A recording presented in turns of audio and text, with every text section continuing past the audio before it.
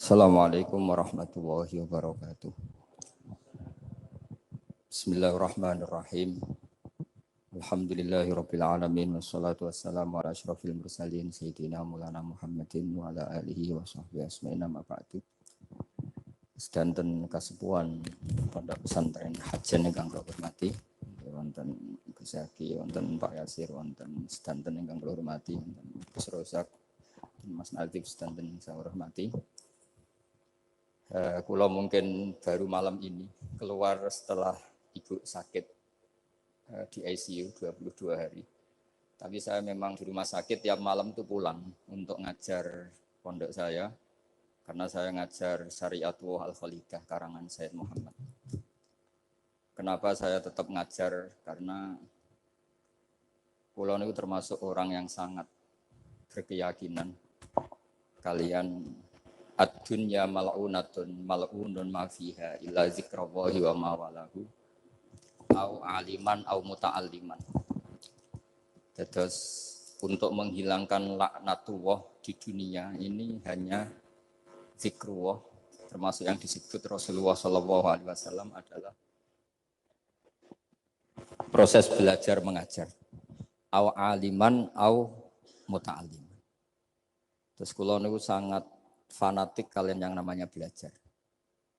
Karena niku sing kula anggap ingkang ngilangi adab, ngilangi laknat. Kula beberapa kali terdikte oleh baca. Misalnya baca sistem geologi bumi. Niku zaman wonten likuifaksi teng Palu. Itu beberapa ahli geologi tanya saya, Pak Bahak, apa ada pembenarannya dalam Quran? Terus saya bilang, sampean baca ayat ini dengan kamus bahasa Arab yang dikarang orang sekuler. Atau bila perlu yang dikarang orang Kristen. Biar kamu tidak nganggep saya ini nyari pembenaran. Selama ini alhamdulillah kadang kamus Munjid itu terkenalnya itu dikarang orang non-muslim. Tapi kadang itu ada hikmahnya. Hikmahnya adalah, tapi saya bukan berarti menganjurkan belajar Munjid. Ini ada hikmahnya adalah, madatul kalimah itu dimaknai secara benar menurut objektivitas ilmu.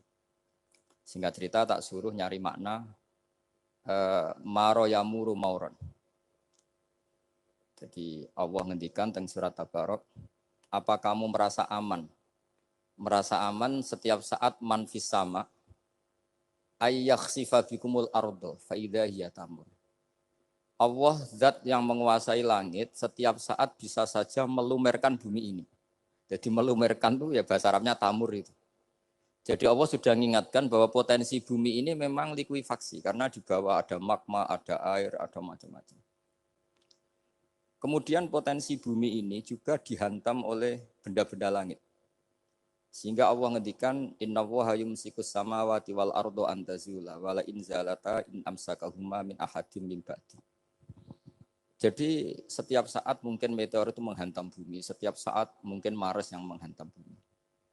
Sehingga kalau kita belajarnya itu geologi atau sistem galaksi, itu ketakutan kita ya pada likuifaksi, pada meteor yang jatuh, pada apa. Tapi kalau misalnya kita baca yang su'ul khotimah, ketakutan kita ya akan su'ul khotimah. Tapi terus kalau lihat berita TV corona, ya takutnya akan corona. Tapi setelah distatistikkan, misalnya belajar orang yang mati karena ngelindur, itu ya terus takut tidur, karena yang mati karena ngelindur itu juga banyak. Artinya apa? Membaca itu membentuk. Dan itu artinya belajar. Saya termasuk orang yang meskipun masih muda itu gak pati-pati mati. Ini yang membedakan saya dengan Gus Nadib PD saya kalau masalah ngadepi mati. Karena bukan berarti saya mesti soleh, mesti husnul khotimah, ya enggak.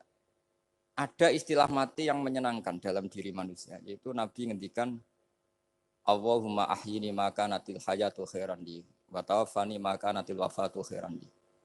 Sebagian doa Allahumma ij'alil hayata ziyadatan li fi kulli khairin wal mauta rahatan li min kulli syarrin. Jadi mati itu akhir dari maksiat saya atau akhir dari potensi maksiat saya.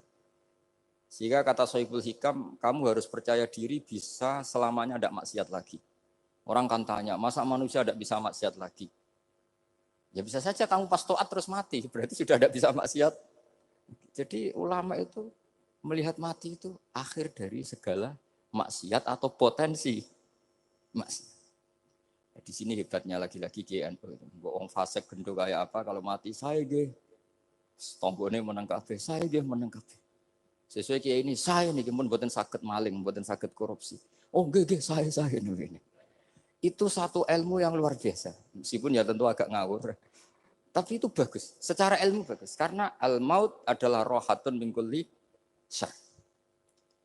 Lagi-lagi yang menyelamatkan itu illa aliman au muta'alliman. Proses belajar mengajar. Saya baca banyak tentang halal haram dalam kitab Imam Ghazali itu, tak ulang berkali-kali. Saya itu dulu ya gak paham, karena kitab paling susah di bab Imam Ghazali itu menurut saya kitabul halal wal haram. Termasuk bagaimana cara ngelola amwalus salatin yang terkenal korup, sementara menyumbang kamu sebagai jaizah, sebagai hadiah untuk para kiai atau untuk para guru. Itu perdebatannya ulama itu macam-macam. Ada yang bilang haram karena itu potensi haram, atau memang benar-benar haram. Ada yang bilang boleh. Karena kalau yang pakai kamu untuk kebaikan, kali dipakai mereka ruwet. Kebetulan yang partai ini lebih besar Mas Nadif. Ya alhamdulillah. Terus dikiaskan sama ghanimah. Lagi-lagi karena baca, saya itu pernah ditanya seorang dosen di Jogja. Gus, saya ini muslim mulai kecil dan saya peneliti, saya pernah sekolah di mana-mana. Yang ganjil dari saya tentang Islam itu satu, yaitu ghanimah. Kok kayak Islam tuh rampok gitu ya, perang sudah orang kafir tuh kalah, hartanya diambil gini-gini. Ya ghanimah.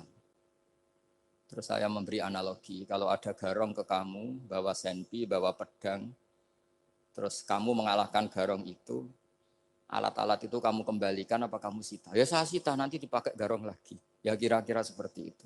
Kalau dikembalikan ke orang kafir berarti menjadi kekuatan kekafiran lagi. Dan itu harbi. Dia baru nerima. Lagi-lagi ini barokahnya baca. Makanya saya diminta sama sini, ya saya tentu faktor hormat. Karena bapak saya memang dulu ngaji sama Badullah. Mbah saya itu terkenal wali, yang bapaknya bapak. Itu kalau kesini nyifati Badullah satu. Nur isido mondok gini itu enggak apa-apa. Pondok elek lah, kiaimu wali. Zaman itu bapak itu di kamar kursi ya masih ada kakinya. Saya dulu sering dijak ke sini sama bapak. Jadi mbah saya itu terkenal wali dulu. Jadi mbah saya itu tirakat terus sampai kapundhut itu poso terus. Kebetulan cucunya agak niru. Saya tidak niru itu karena itu Gus Zaki. Memang disuruh tidak niru. Kata mbah saya, kira usah tirakat, terus tak tirakati aku. Gitu. Jadi saya, Mbah Mun juga gitu. Kowe haram tirakat, terus tak tirakati aku. Saya senang sekali. Tapi tua-tua kok mikir putu. Nah, terus nirakati putuku sopo. Jadi mulai jadi kiai betul Mas Nadif, saya ini sudah mulai mikir putu. Karena saya ini termasuk orang yang kecelok alim yang enggak banyak orang menghormati karena sudah diramal sama mbah-mbah. Di dulu mbah saya Mbah Nur Sam itu kakak saya itu SMP SMA, kakak saya yang kedua juga SMP SMA. Mbah saya itu Mbah Nur Sam itu yang nganterkan bapak ketika mondok sini itu, yang ikrar karo Badullah wali Mbah Nur Sam, ahli tirakat, ahli puasa. Itu bilang, Nur, anak sing iki aja pondok, aja sekolahno. Sumben sing ngalim ku anak sing iki. Ketika saya hampir tamat SD sama mbah saya Tuban, mbah saya Naruan juga di Sabdo begitu. Singkat cerita saya mondok sarang. Mondok sarang pertama langsung dikenal Mbah Mun, wong anak kiai jadi langsung dikenal. Didoni macam-macam terus jadi wong alim juga ada yang ngelem. Biasa aja untuk dongane sepuh-sepuh. Ya sebenarnya agak kecewa, ya, saya inginnya kan dianggap prestasi gitu, ternyata dianggap doanya orang-orang sepuh. Ya, makanya kulo niki mriki ya rodok ya syukurlah sama Bang Mutamakin sama semuanya karena tadi kenapa saya harus cerita ini. Quran sendiri mengakui bahwa orang soleh itu diantara aturannya adalah dzurriyyatam ba'duha min ba'd. Meskipun Allah bisa bikin orang soleh dari mana saja, tapi yang legitimit itu memang dzurriyyatam ba'duha min ba'd. Dan kata zuriyah itu tasmalu auladal inas, kata Ibnu Hajar al-Asqalani, memasukkan turunan yang dari ibu. Meskipun tentu secara wali nikah atau secara disiplin nasab dari ibu itu tidak ngefek. Tapi dari segi fa'innal irqadassas, bahwa sistem tubuh kita itu tetap ada gen dari seorang apa? Ibu. Sehingga